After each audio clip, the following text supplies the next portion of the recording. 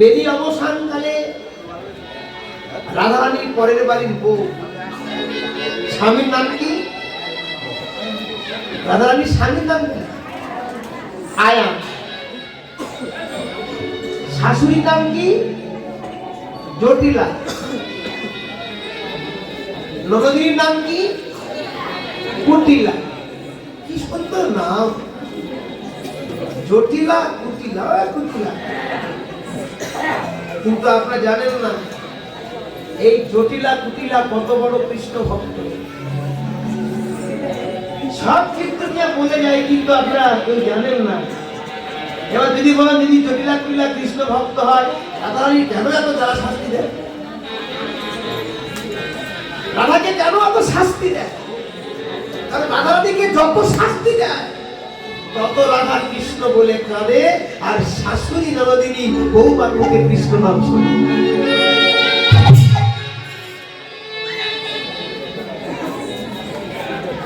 মাগো, বাড়ির বউমা যদি ভালো হয়, শাশুড়িকে ভালো হতে হয়। শুধু বউমা খারাপ বউমা খারাপ গান গেয়ে গিয়ে গেলে হবে না। শাশুড়ি কত ভালো আগে বুঝতে, শাশুড়ি যদি ভালো হয় বৌমা ভালো হয়। ওই একটা কথা আছে না, বৌমা কে একদিন শাশুড়ি ডেকে বলছে, বৌমা 28 বছর ধরে আমি আমার ছেলেকে জানা করতে পারলাম, তুমি একদিনে এসে আমার বৌমা হয়ে ছেলেকে তুমি ঠাকুর ঘরে নিয়ে গেলে। আমি 28 বছর বৌমা আমার ছেলেকে ঠাকুর ঘরে নিতে পারি। তাই বৌমা তুমি একটু দাঁড়াও, তোমার পায়ে প্রণাম। শাশুড়ি বলছে, দাঁড়াও মা, একটা গল্প করি, তবে তুমি আমার প্রণাম করো। শাশুড়ি বলছে, বলো বৌমা কি গল্প? বলছে, মা এক ভদ্রলোক একটা হাতুড়ি দিয়ে বড় একটা পাথরের বাড়ি বানাচ্ছে, পাথরটা ভাঙার জন্য। পাথরের উপরে হাতুড়ি বেড়েই যাচ্ছে বেড়েই যাচ্ছে, 99 বার আঘাত করলো কিন্তু পাথরটা ভাঙলো না। ওই পথের একজন লোক আছে, ভাই এত মারলি? ও 99টা আঘাত করে বসে হাঁপাচ্ছে। কিরে কি ব্যাপার, হাঁপাচ্ছিস কেন? বলে, দেখ না ভাই, পাথরটা এত মারলাম ভাঙলো না। বলে, আমার কাছে ওই ব্যক্তি পাথরটার কাছে গিয়ে হাতুড়ি নিয়ে এমন জোরে মেরেছে, পাথরটা ভেঙে গেছে। কিন্তু পাথরের ভিতর থেকে এক বস্তা টাকা বের। যে পাথরটা ভেঙেছে সে টাকা ঠুকে চলে যাচ্ছে, আর যে মারতে মারতে ভাঙিনি সে পিছনে চলে যাচ্ছে। ও দাদা তুমি সব নেবে দাদা, আমার কিছু দাও না। তুমি তো আর পাথরটা ভাঙতে পারোনি, কিন্তু আমি ভেঙেছি, তাই আমি দাবিদার। কিন্তু যে লোকটা ওই আগে মেরেছে সেটা দাদা দাও না দাদা, না তো ভাঙবে না। ওই লোকটা গিয়ে পঞ্চায়েতে বিচার দিয়েছে, ইউনিয়নের চেয়ারম্যানের কাছে বিচার দিয়েছে। চেয়ারম্যান বলছে, কি হয়েছে বলো? বলে, বাবু আমি পাথরটার বাড়ি উপরে 99টা আঘাত করেছি কিন্তু পাথরটা ভাঙিনি, কিন্তু ওই দাদা এক খায়ে পাথরটা ভেঙেছে, তা ও পাথর ভিতর থেকে এক থলি টাকা বেরিয়েছে। তা আমি বলছি দাদা আমার কিছু দাও, ও আমাকে একটা দিচ্ছে না।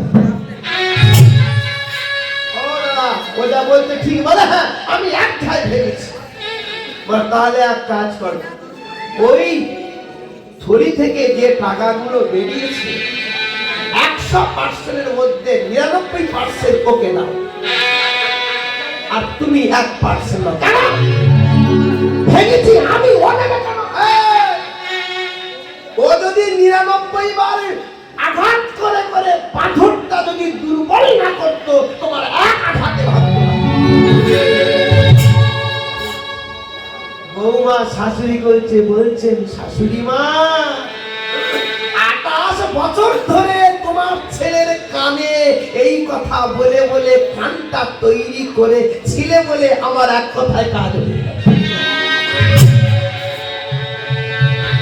জন্য যদি প্রণাম করতে হয় তাহলে তোমার পায়ে প্রণাম করি। এটা হলো সৎ শাশুড়ি, সৎ বৌমা। কোন শাশুড়ি মাতাকে ডাক্তার করবেন না। হ্যাঁ জানেন তো, একটা শাশুড়ি, হ্যাঁ ছেলে থাকে বিদেশে, তো বৌমা করে নিয়ে গিয়ে বৌমা দিন রাত চালায়। তারপর মেয়েটা কাঁদতে কাঁদে বাপের বাড়ি গেলে, বাবা বাবা আমি ও সংসার করবো না। তোমার সব জামাই বিদেশে থাকে, শাশুড়ি আমার দিন রাত ধরে কত কত কথা বলে। তুমি না ডাক্তার, তুমি এমন করে একটা ওষুধ দাও না বাবা, আমার স্বামীটা মেরে দিল। বাবা ডাক্তার তো বলে, তুই কি চাস? বলে আমার শাশুড়িকে মেরে ফেলতে চাই। বলে এই নে, বলে একটা ঔষধের বোতল দিয়ে শোন, তোর শাশুড়ি যখন তরকারিতে দিবি, ওই তরকারিতে প্রত্যেকদিন এক ছিপি করে দিবি, কিন্তু 1 মাস পরে মরে যাবে।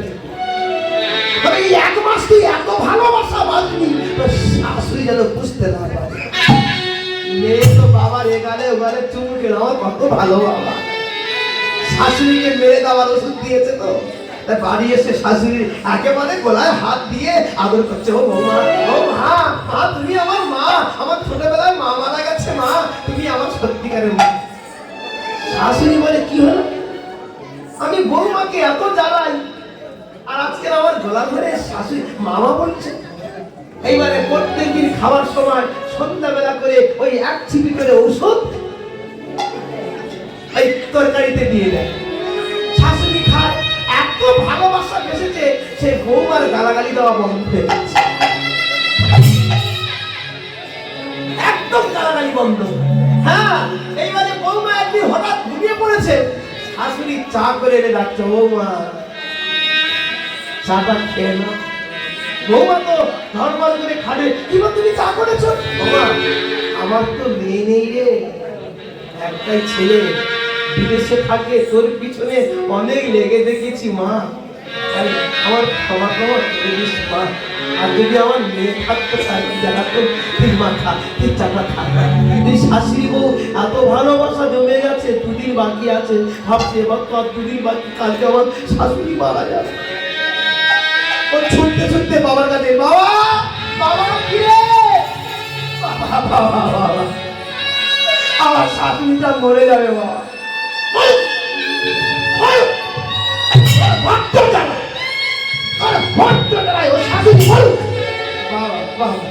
তুমি যখন মরার ওষুধ দিয়ে তো ভালো হওয়ার ওষুধ দিতে পারি, তুমি একটা এমন ওষুধ দাও যাতে আমার শাশুড়ি আদার নাম মরে। মানে কেন? বলে আমার শাশুড়ি খুব ভালোবাসে, শাশুড়ি মারা গেলে আমি একা ঘরে থাকবো কি করে? শাশুড়ি দেখতে কেমন হয়েছে? বাবা মরবে বলে মোটা হয়েছে বাবা।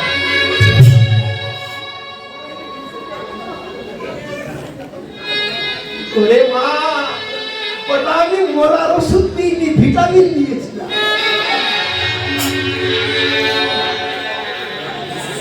যাতে তোদের মধ্যে সামঞ্জস্য হয়ে যায়। এটা হলো বাবা, এখনকার বাবারাই কি বলতে, এটা হলো বাবা আর এ হলো শাশুড়ি আর বৌমা। দুজনের মধ্যে যদি সমান ভাগে ভাগ হয়ে যায়, সে সংসারে আর দ্বন্দ্ব হবে না। আমার বৌমা ভালো না, এরকম না। আপনি নিজের বৌমাকে মেয়ে করুন, আর বৌমার দল শাশুড়িকে নিজের মা করে দেখবেন, ঝগড়া থাকবে। তবে আবার সব শাশুড়ি ভালো নয়। আবার এই ননদিন যদি পুঁটিরা আসে, তুই কি করে এত ভালো হলি মা, ওই পিস দিয়ে চলে যায়। হ্যাঁ, সেই পুঁটিরা, যে পুঁটিরা রাধাকে শাস্তি দিয়ে রাধার মুখে কৃষ্ণ নাম শোনে, সেই রাধা রানী কৃষ্ণ নাম করতে করতে আমি যমুনা গিয়ে কৃষ্ণ রূপ দর্শন করে ঘরে বসে কাঁদছেন। হেন কালে তথা আইল ললিতা সখালো কিয়া সাথে, কিবা হেন কালে তথা আইল ললিতা সখালো কিয়া সাথে, কিবা হেন কালে তথা আইল ললিতা শাখা লইয়া সাথে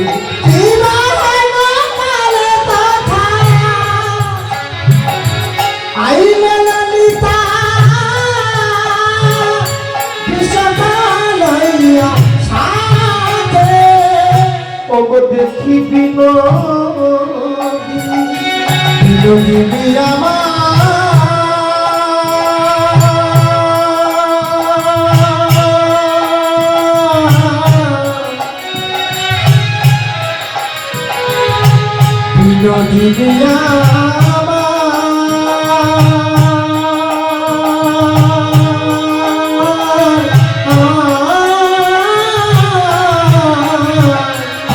আজ দেখি বিনোদিনী উঠিল যমুনি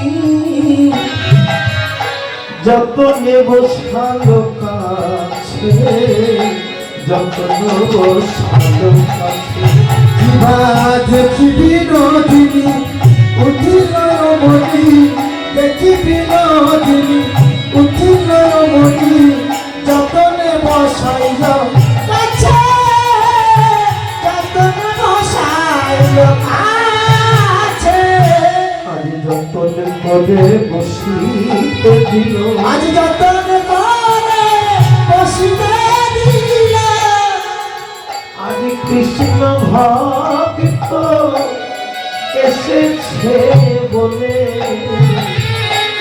যতন করে বসিতে দিল কৃষ্ণ ভক্ত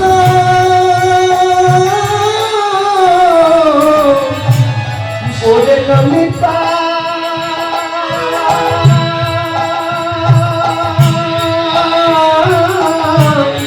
ওরে বিশাখা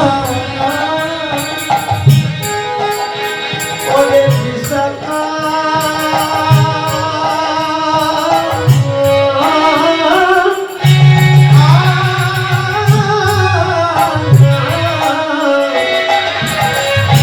ওরে সখীরে জামা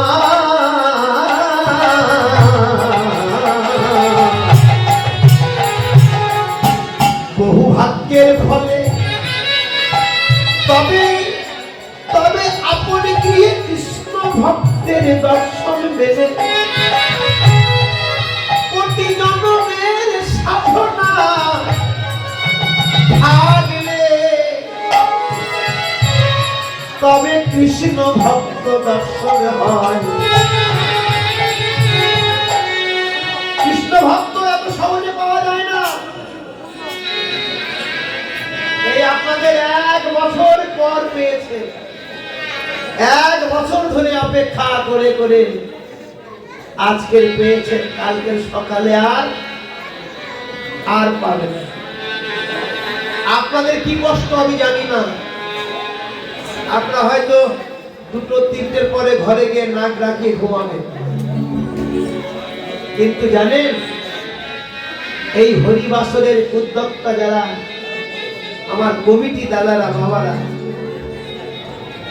একটা মাস তাদের ভিতরে শুধু ক্রন্দনটা উঠবে ছেলে কাউকে মানে কাউকে বলে বুঝাতে পারবে না যে কি কষ্ট জীবন কীর্তন বাসনটা ভেঙে গেলে বুকটা ভেঙে যায় এখনো মহাপ্রভু এখানে আছেন শিবাস আছে গদাধর আছেন নরহরি ভক্তেশ্বর 6 চক্রবর্তী 8 কবিরাজ রাধা মাধব 33 কোটি দেবতা সবাই এখন আছেন সকালটা হলে তারা চির বিদায় হয়ে যাবে 1 বছর অপেক্ষা করতে হবে এই 1 বছরের মধ্যে কে থাকবো আর কে চলে যাবো তাও জানি না আবার দেখা হবে কি তা বলা যাবে না